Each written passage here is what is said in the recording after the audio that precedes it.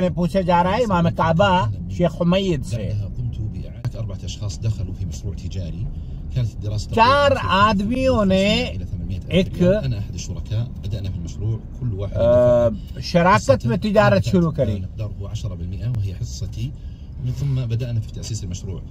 تفاجأنا أنه سيكلف أكثر من 800,000 ريال. توقفنا في عمل المشروع بسبب التمويل، وبعد سنة من بداية المشروع تم دعوة أحد الأشخاص للمساهمة في دفع ما تبقى من مبالغ.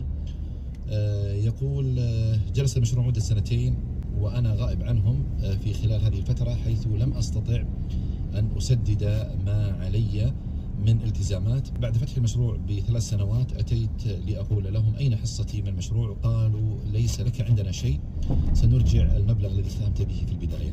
يقول هل يحق للشركاء استبعادي من المشروع رغم أنهم اشتغلوا بفلوسي ولم يعطوني أي نسبة؟ الله أكبر।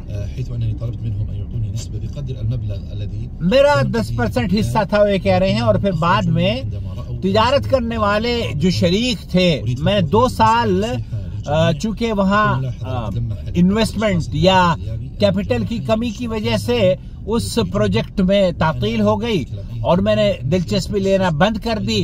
और एक अरसे के बाद जब मैं उनके पास पहुंचा हूं तो उनसे मैंने मुतालबा किया कि मेरा कैपिटल मुझे दे दिया जाए, मेरा हिस्सा मुझे दे दिया जाए। तो उन्होंने कहा आपका कैपिटल आपको मिल सकता है, उसमें से हिस्सा नहीं।